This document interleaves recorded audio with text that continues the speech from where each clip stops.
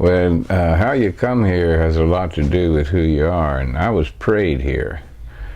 My mother, like to die, had given birth to my older brother, and she waited 5 years, and she decided she had to have a child again, and the doctor told her, said, Louise, either you're going to die, the baby's going to die, or you're both going to die. Now, why do you insist on doing this? She says, because the Lord has told me.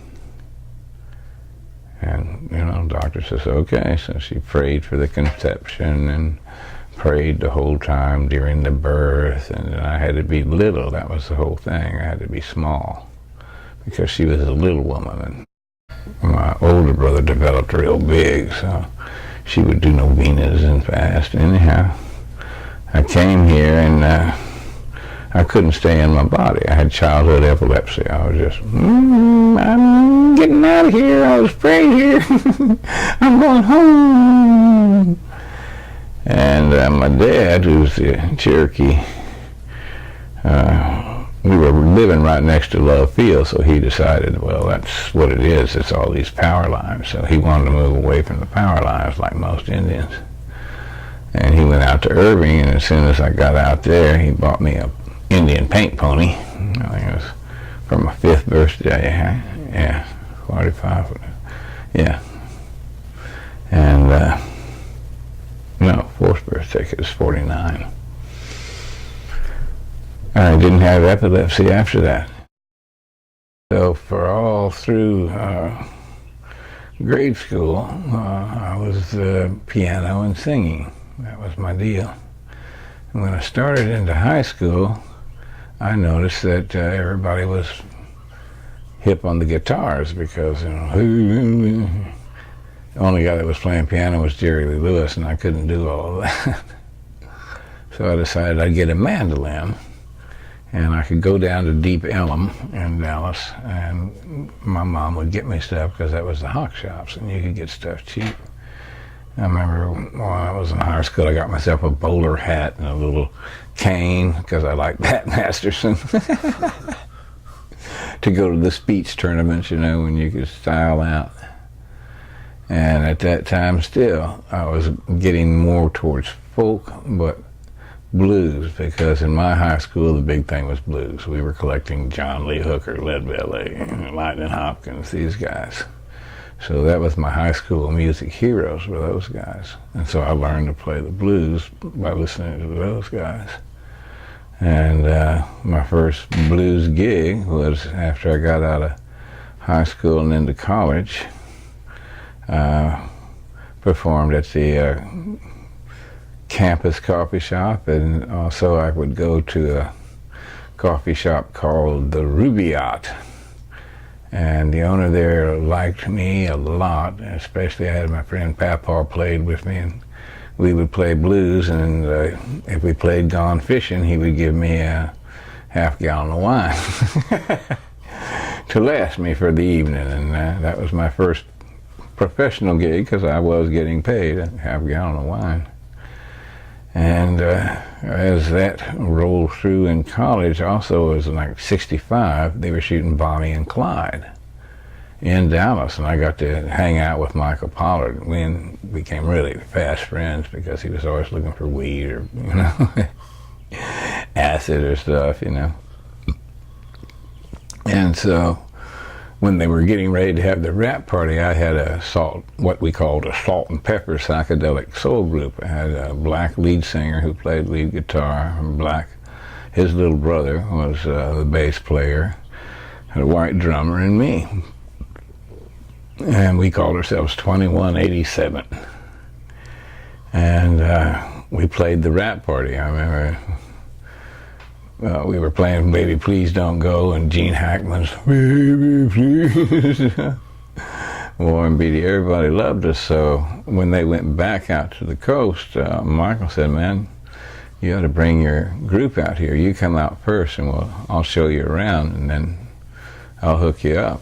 And sure enough, around 66, I went out there, 21st birthday, and there was a Yaqui medicine man because the town was Carlos Castanedaville at that time. And he took me on my first vision quest and gave me the name Go On and Try, which is GOAT. And then I finally got another chance, and I formed a group and was all the way up to New York. I had backing for the group. I had the best studio in Texas, Robin Hood Bryan Ricardo, and he recorded it, and it was flamenco blues. That was going to be my new thing, because I had a flamenco guitar player, Mario DeBow, who was a friend of mine. So every time it would go to the blues, you'd hear the blues notes, but then over it would be the flamenco notes. It was really cool. And so we took it up to New York, and I was going to take it to Al Cooper, who I'd met working on this movie called August, September. And we were part of his group in the movie, and Al and I got to talking, and we would, I'd come to New York periodically, bring him things, he would give me stuff. I brought him Take Another Little Piece of My Heart when it was out by Aretha's sister. And he goes, ooh, I'm going to give this to Janis. Janis Joplin took it and went, bow. So I was going to bring it up there to him. And my brother got real mad. No, you're not. And then we had photographer Linda Eastman, who was just getting ready to fly across the channel to meet Paul McCartney for the first time, wanted to be the photographer for the group. No, she's not. So my little brother just totally quashed that deal. Andy Warhol was speaking at the commencement for Rhode Island School of Design. My brother went there. Andy came to a party afterwards, and I showed him this picture up here, the top one, which is a portrait I did of Andy, and he was so impressed with it. He said, I want you to come to the factory, and he gave me the factory phone number, and then he signed the back of it. And I said, I want you to design posters for me. So I'm going, well, okay. And so I started designing posters for him that he really liked. And then he said, more color. I said, well, the whole thing is that I do black, white shades of gray. He says, well, can you make them a little more 1930s modern? And I did my best, and then finally I said, okay, if you want me to do all this, you're going to have to pay me. And so he says, oh, okay. And he writes me a check for $100. And everybody's telling me, you ought to save that check. It's worth more just with his signature. I said, yeah, right. I'm getting the fuck out of here. I'd gotten a deal from the Steinbecks, John Jr., and yeah, they had got me to write screenplays on some of their father's short stories in his book, The Long Valley. I said, okay. So they'd hire me to do that, and they had me do 3 screenplays. And we had the whole thing set up at HBO, right? And we were all ready to go when the stock market crashes. Well, all of their money was in stocks, so they took a hit. They couldn't continue on. And, HBO also took a hit, so they couldn't continue on, and there I was. Boop. I thought I was going to be walking off this 125 Gale minimum for a screenplay. That would have been a big pot of money. Back to New York with Sharon after we made her son a star. Because Karen got him this audition for Something Wicked This Way Comes, and he got the part. So after that, he was a Disney star. So she went back across the country, and we wound up back in New York, and I was like, okay, I'll go back here, now what do I do? And I started talking to my friends, and my brother came along, Kit, and he introduced me to Brian Kelly. And Brian said he would give me all the equipment, time, he would help shoot the piece.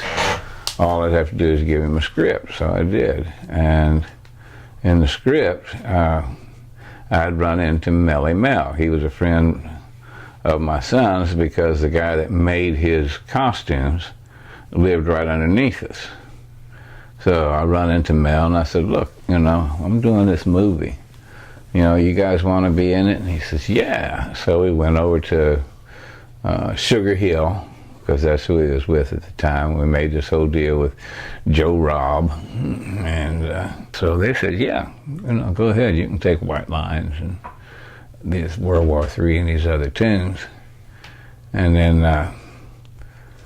my friend Rassa was also close with Dylan, and we wanted to do a rap on the end of Subterranean Homesick Blues. And Dylan gave his permission for Melly Mel to add lyrics to his song. So that was pretty awesome. And you can see it on there. And we worked together to get the last verse of the new version of Mama's in the Basement Mixing Up the Medicine. And I felt really good about that.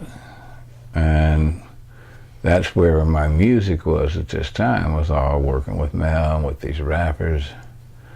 I was blown away by what was going on. This was a movement. What changed my musical career? Okay, I'd done all this other stuff. I thought, no.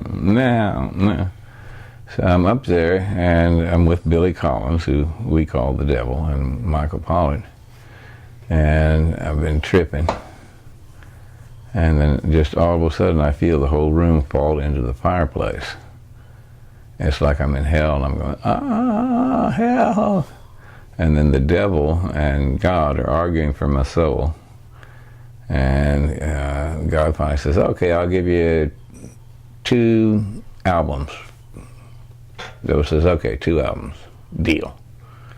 And then whoop, I'm back around here, and I'm going, uh-oh. I got to get out of town. And I went back, and that's when got into the whole country. I'm going country, God damn it. That other shit scares me. I couldn't listen to any other music except gospel. Total gospel and country was all I wanted to listen to, and so I had gospel country band, and I tried to do an album a year because I wanted to get to that magic number of 2 albums and get my soul back. I turned to country music, and that's when I was doing country blues. I was able to, because Rocky Hill, Dusty's brother, hooked me up with a gig at the Attic Window where we would open for Lightning Hopkins, and I had a nice little group. It had a 4-girl chorus. I had a trumpet player, I had a bass, and it was good.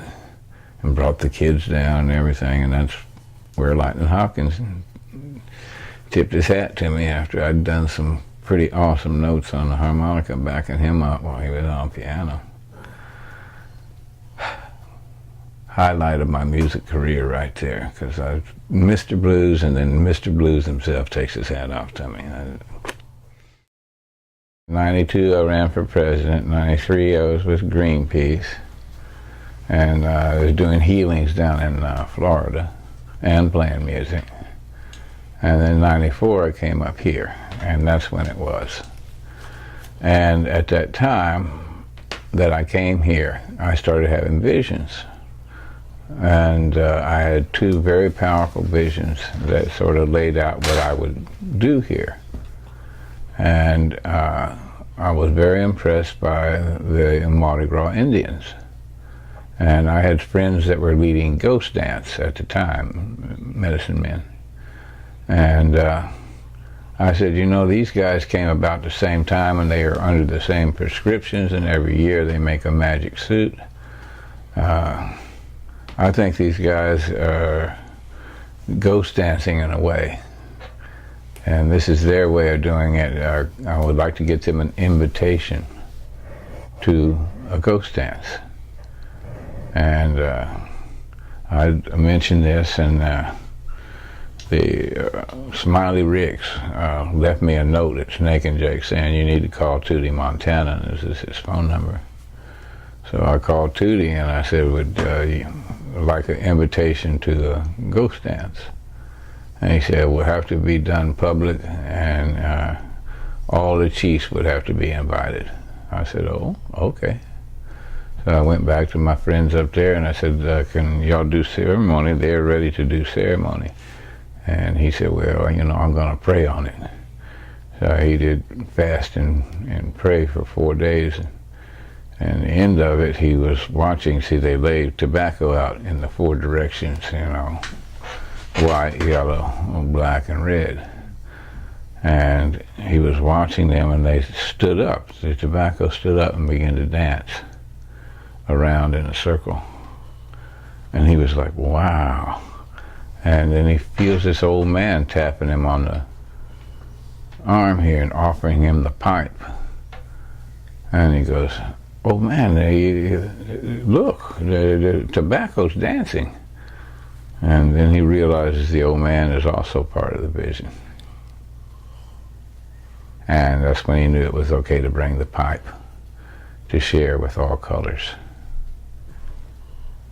And we came down here and we had it set up. Originally, the natives of the area were really angry at me for having pipe with black people, because it had been a thing here for so long. They even called the Indians black, you know. They wouldn't list them as Indians. And they called them Sabines, and they were mean to them, you know. My friend Greyhawk was beaten up by these assholes because he was Sabine. You know, he went back and took each one of them down one at a time, but you know, it was ugly, and I didn't understand that when I came in. I just knew from my visions that I had to do this. And we went ahead and we did the ceremony, and we shared the pipe with God. Hundreds of people that day, because everybody from everywhere showed up. Every other face showed up. Where? Congo Square. We did the ceremony in what they call the Poets' Grove now, because we do ceremony on the earth and under the sky, not on rocks. So it's a pretty amazing ceremony. And the next day it was announced the white buffalo was born. Willie Nelson was coming to town for Farm Aid. I think it's 7. I've still got the cup over there.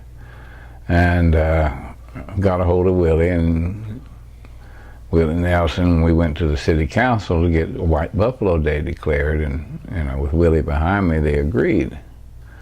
And I wrote the proclamation up, and they were going to deliver the proclamation at Farm Aid. All 600 bodies were mutilated. That they skinned those Indians. They skinned every man, woman, child, baby. They skinned them. And it's in the congressional record. And I went, oh God. And then I found out that Jackson's men used to do that as a terror weapon. And they would skin the Indians on the battlefield. And they'd ride back to town there. Oh, here comes Jackson's men wearing them red skins. Ah, hoo, hoo, like jiki. You know, I mean, people were that ignorant, you know, and they became fashionable. You know, things made from Indian body parts became, Indian tit tobacco pouch was highly prized. I even saw one in the Texas Ranger Museum in Waco. I mean, they were everywhere. And they were high priced at the time. So that's why I wrote the song after doing that, and I combined it with my mom's favorite song, You Are My Sunshine. So that's how that song came about. I was challenged by the Mohawk Princess to write a song about the genocide, and she loved it. Orville's always loved it. He says it's the best song I ever wrote. People are scared. I mean, I've even sent it to Indian activists, and they won't touch it. You know, well, if that's true, yeah, it's true. Go look in the congressional record, and the first time that I played it was on John Sinclair's show here in New Orleans Music Show, and people were pulling off the road crying. They called me while I was there. And John was doing a show up in Washington, D.C. at the time. So he wanted to take the Redskins up there. and all the backup. And this art gallery had this thing, it played Redskins. You could go around and see all of these, you know, the congressional records and this and that. You could see all the packs to back it up. And that kept going, and we had gotten the city of Washington on board to change everything when 9/11 happened. Eventually I ran into Dr. John. I had been promoted to the advisory council of Jazz Fest by Miss Roxy Wright. And so I'd run into Doc at the backstage thing, and he knew about me, and he gave me his phone number and said, you know, call me, I want to talk. Anything about the White Buffalo, I'll do it. I said, okay. And so I had to get up really early because I was doing bars. I was cleaning bars for my living and still doing music on the side.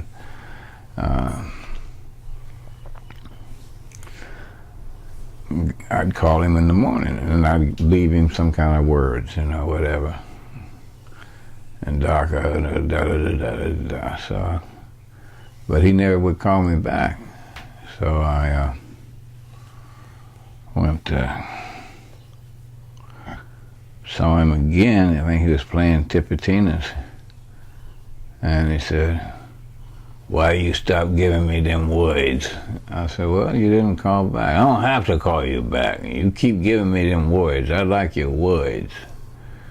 And so, like, after that, I left a thing about there that became We Ain't Gonna Lose No More Without a Fight. And it's on the Voice of the Wetlands album. And Doc and Cyril and I put that together. I wrote the lyrics, and it had all these lyrics. And I was working on the last one, and Doc said, give me a lyric on the last. And so I had this real lengthy lyric, you know, kind of Bob Dylan style. And Doc looked at it and, all right, all I need is this and this. You can take the rest of this and wipe your ass with it. Because that president gave his word, ain't nothing more been heard. Saving the wetlands in Iraq, I want my goddamn money back.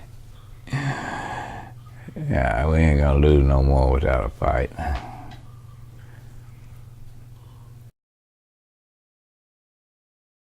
And he called me up right after I got to Austin, and he said, you got any words for me? I said, this is all I got so far. It's like, brother, let me just say this before we go much further. She didn't die a natural death. New Orleans was murdered. All right, I like that.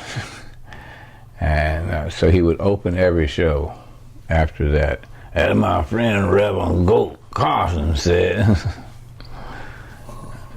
New Orleans didn't die a natural death. New Orleans was murdered.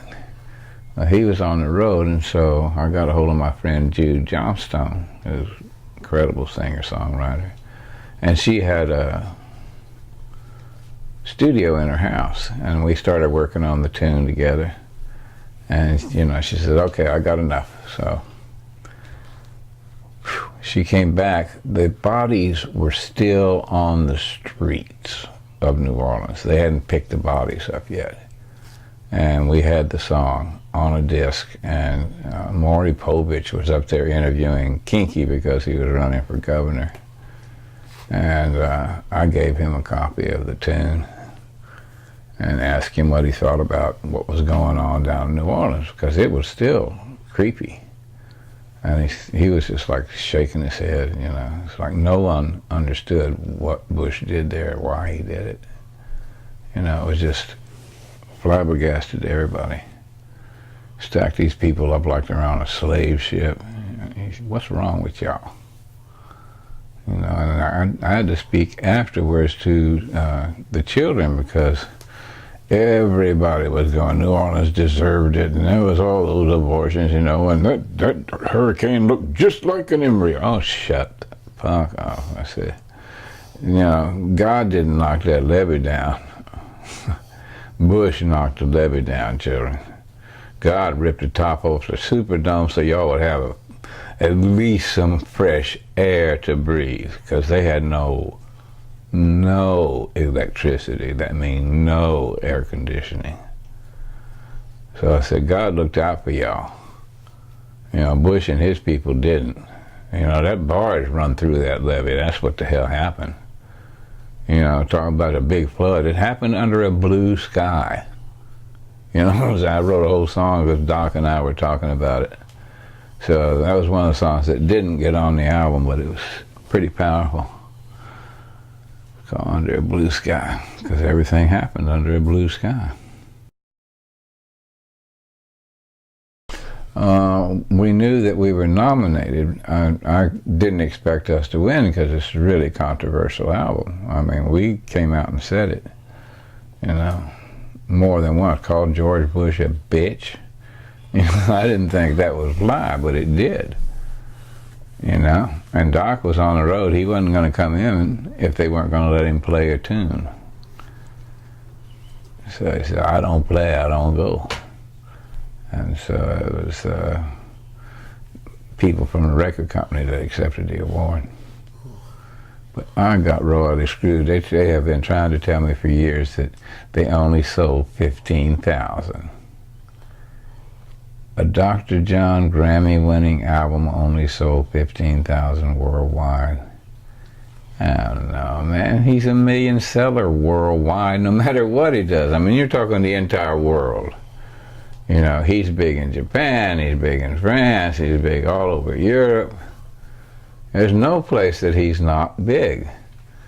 And yet these people have, you know, totally screwed me, because I had publishing on that. And I should have made at least 100,000 off of that album. Well, I've come more and more to consider myself a healer. That's what I was prayed here for. And I think that's what all my music and my art gives people a healing. I know a lot of people got healed from City to Care for God. You know, that's a powerful piece. And I know that a lot of people got healed from the Leonard Peltier album. You know, that I got the NAMI, Native American Music Award. And going way back to when I told you I was like in the hell there in God, and I finally got the 2 albums, so my soul is no longer involved in trying to get 2 albums. I've got them both. There they are. Okay, I'm free to just be a healer. And I think that was always my calling. And like I say, everything I do in association, whatever art, whatever song, whatever sounds that I make, you know, through Baby Bell and these others, it's all about that. And the more I do the healings, the more I'm focused on the healings, the stronger the healings have gotten. You know, it's very powerful, I think. I don't know. I think I would like most to be remembered as a force for good here in the city of New Orleans, bringing people to their roots and, you know, making people see we're not different, you know, really, you know. There's only one race, human race.